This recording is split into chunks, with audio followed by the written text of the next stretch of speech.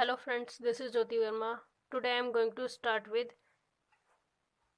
creating an inclusive school, जिसके अंदर हमने कुछ टॉपिक्स पहले पढ़े और इंक्लूसिव एजुकेशन के अंदर आज हम नेक्स्ट टॉपिक पढ़ेंगे BEd second year fourth semester का, जिसके अंदर हमने फर्स्ट यूनिट कवर की।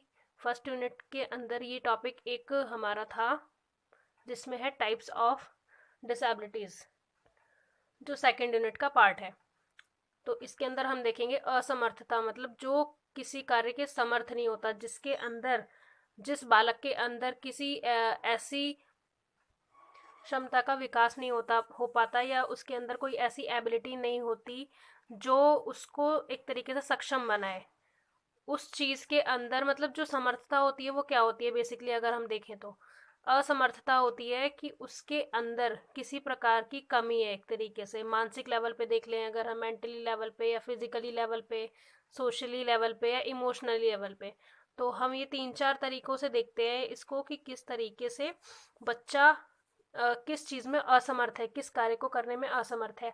अगर वो देखने में असमर्थ है तो यानी उसकी आइज में कोई प्रॉब्लम है, या फिर वो पूरा ही नेत्रहीन है, या फिर वो शारीरिक रूप से फिजिकली उसके किसी ऐसे ऑर्गन में, बॉडी ऑर्गन में कोई दिक्कत है। तो मतलब ये चीज़ क्या है, ये टोटल ओवरऑल डिसेबिलिटीज़ है। तो डिसेबिलिटीज़ के अंदर क्या पढ़ेंगे आज हम, टाइप्स ऑफ डिसेबिलिटीज़ यानी असमर्थता एवं उसकी परिभाषाएं सबसे पहले हम देखेंगे। तो फर्स्ट है इसके अंदर हमारा शिक्षा परिभाषा। शब्दकोश के अनुसार वह बालक जो अपनी मानसिक, शारीरिक, सामाजिक अथवा संवेगात्मक आवश्यकताएं, मतलब जो ये नीड्स होती हैं, एक मेंटल नीड होती है, मेंटली हम सक्षम होते हैं तभी हम सारे काम अच्छे से कर सकते हैं। फिजिकली अगर हम अच्छे से विकसित होते हैं, फिजिकली हमारा डेवलपमेंट अच्छा हुआ होता है तो हम सारे काम निपुणता से कर सकते हैं।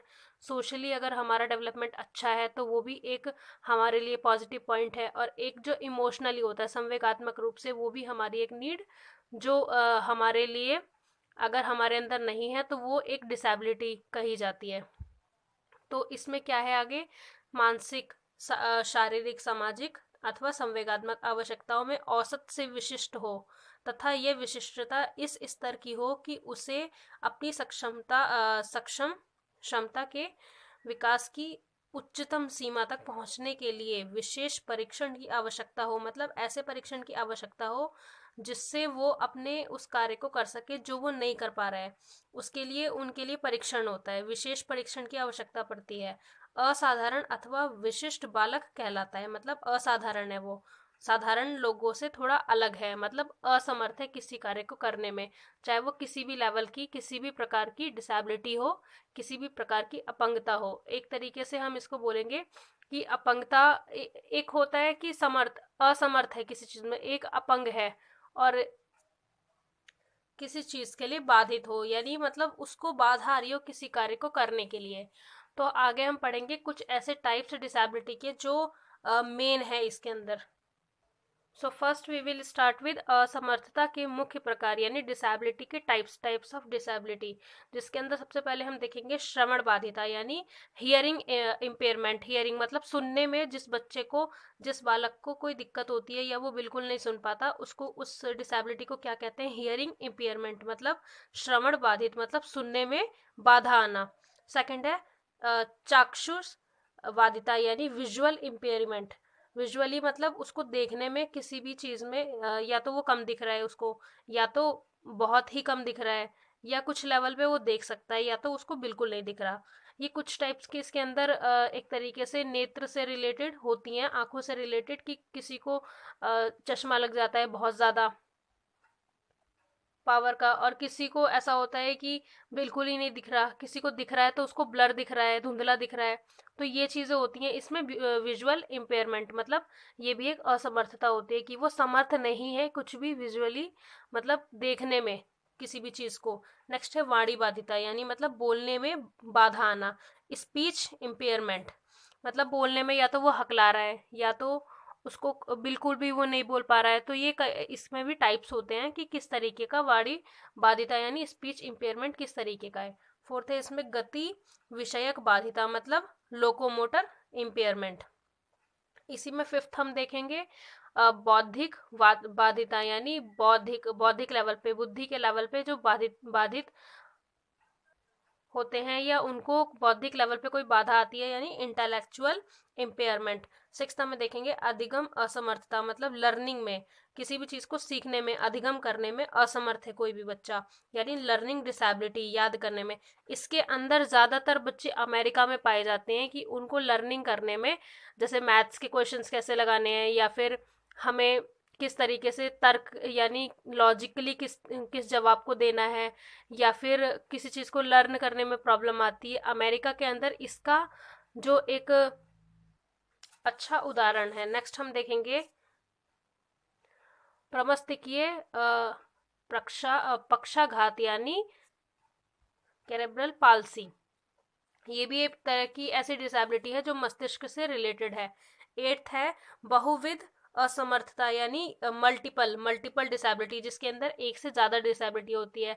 जिसका एक एग्जांपल हम ले सकते हैं कि जो बच्चे सुन नहीं पाते वो बच्चे बोल भी नहीं पाते, और जो बच्चे बोल नहीं पाते वो बच्चे सुन भी नहीं पाते। ऐसा मोस्टली पाया जाता है कि एक कोई बच्चा है वो कानों से भी कमजोर है और वो बोल भी नहीं सकता या बिल्कुल ही नहीं सुन सकता।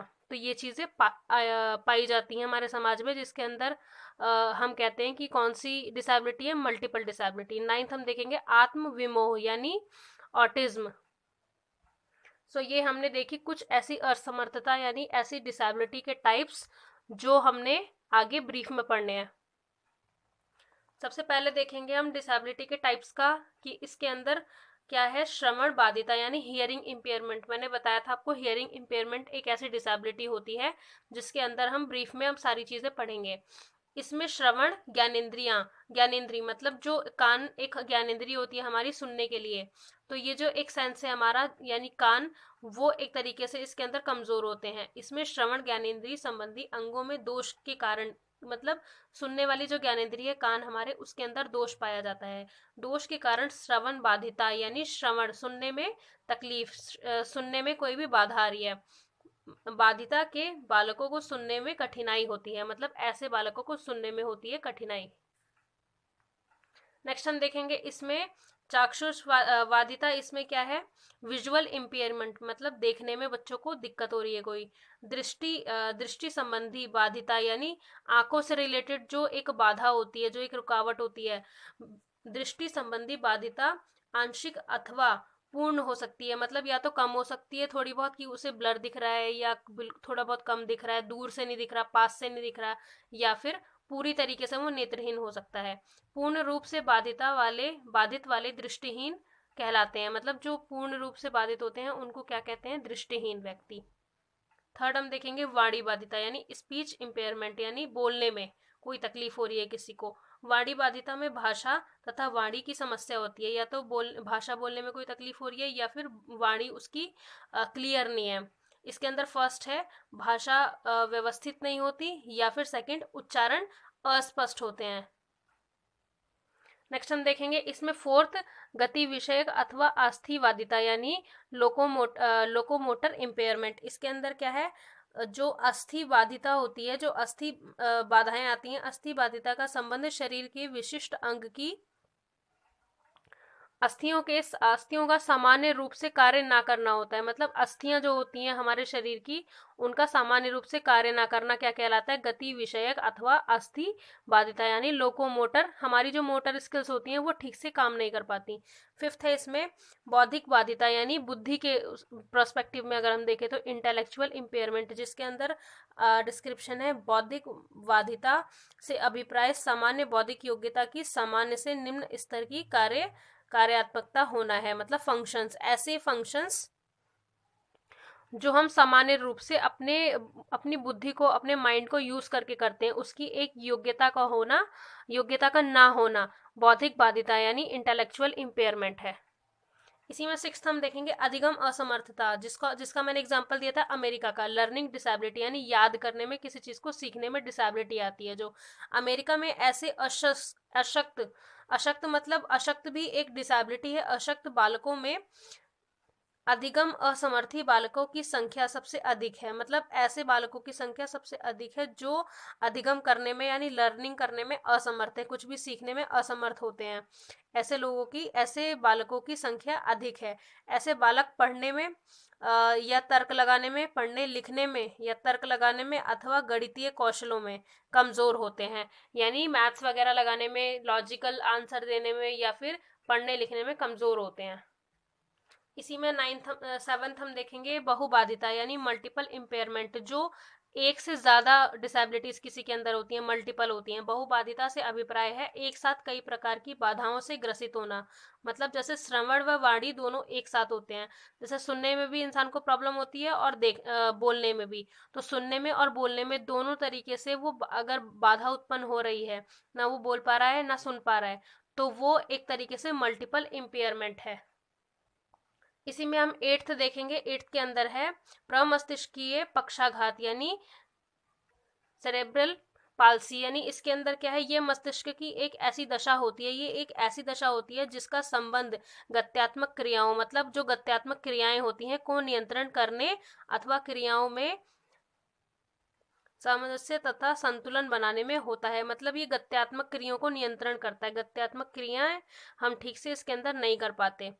इसी में नाइन्थ है हमारा आत्म विमोह यानी ऑटिज्म। ऑटिज्म के अंदर क्या है, इसे ऑटिज्म डिसऑर्डर भी कहा जाता है। ये जो डिसेबिलिटी होती है इसे ऑटिज्म डिसऑर्डर भी कहा जाता है। ऐसे बालकों का व्यवहार कैसा होता है, विच्छेदित होता है तथा उनका पूर्णानुमान लगाना कठिन होता है। ऐसे बालकों का पूर्णानुमान लगाना कठिन होता है कि इनके अंदर क्या ऐसी प्रॉब्लम है। नेक्स्ट हम देखेंगे असमर्थता के मुख्य कारण क्या होते हैं, मतलब main causes of disability. Disability के मुख्य कारण क्या होते हैं। असमर्थी बालक शारीरिक एवं मानसिक क्षमताओं में सामान्य बालकों से भिन्न होते हैं। जो असमर्थी बालक होते हैं वो शारीरिक मतलब फिजिकल लेवल पे और मानसिक यानी मेंटल लेवल पे, इन दोनों की क्षमताएं जो होती हैं, एबिलिटी होती है, वो सामान्य बालकों से भिन्न होती है, मतलब कम होती है। या तो किसी चीज में बिल्कुल भी नहीं होती या होती है तो कम होती है। शरीर अथवा मस्तिष्क संबंधी जो इसके दोष होते हैं इन्हें आशक्त मानते हैं, मतलब आशक्त भी डिसेबिलिटी का एक दूसरा अर्थ है। इसमें हम आगे देखेंगे पहला पार्ट कि किस तरीके से क्या कारण है असमर्थ होने के, मतलब डिसेबल होने का पहला कारण क्या है। वंशानुक्रम संबंधी कारक यानी हेरिडिटी फैक्टर, मतलब जो हमें अपने पेरेंट्स से मिलता है हेरिडिटी से। तो व्यक्तित्व के कुछ गुणों में तुलनात्मक श्रेष्ठता, मतलब तुलनात्मक ऐसी श्रेष्ठता होती है अथवा निष्कृष्टता निर्धारण करने में वंशानुक्रम यानी हेरिडिटी का पर्याप्त योगदान रहता है। मतलब ऐसी चीजें हेरिडिटी से भी हमें मिल जाती हैं कभी कभी। जन्म के समय पर जो शिशु होता है, जन्म के समय में शिशु में दिखाई देने वाले गुण मुख्य रूप से वंश परंपरा पर आधारित होते हैं। मतलब अगर उनके साथ उनके ऐसा होता है ना कि हम देखते हैं कि ये तो बर्थ मार्क है, यानी या तो बर्थ मार्क होता है या फिर कुछ ऐसी चीज आ जाती है उनके अंदर हेरिडिटी से जो उनके फैमिली में चलती आ रही है, कि मतलब ये विरासत में मिली होती है उसको। कोई ऐसा कोई ऐसा अच्छा गुण है या कोई नेगेटिव चीज है, होता है ऐसा कि मतलब वो अपने हेरिडिटी में ही लेकर आता है, वो अपने लिए वो विरासत में ही लेकर आता है जन्म से ही। नेक्स्ट हम देखेंगे पर्यावरण संबंधी कारक, मतलब पर्यावरण कैसे इसका रीजन है डिसेबिलिटी का। एनवायरमेंटल फैक्टर यानी पर्यावरण किस तरीके से इसका एक कारक है।